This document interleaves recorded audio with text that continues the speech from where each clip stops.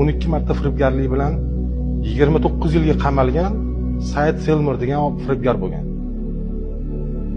Rakdan o'lish sababidan u odamni qamoqdan ozod qilib yuborishadi.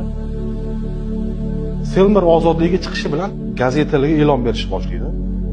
Kimni o'lgan qarindoshi bo'lsa, o'zim bilan ularga xat olib borib beraman, bersanglar yoki posilka olib borib beraman deydi. $5 xat, $15 posilka olib borib beraman deb hamma gazetalarga e'lon berishni boshlaydi. Odamlar bir oy davomida yog'ilib keladi uning oldiga. Pochtalarga, xatlarga to'lib ketadi va bir oydan keyin Selmer o'ladi, vafot etadi. Vafot etgandan keyin Selmer qiziga $2,700,000 meros qoldirib ketadi. Va o'zi bilan go'rga juda ko'p xatlar, juda ko'p posilka olib ketadi.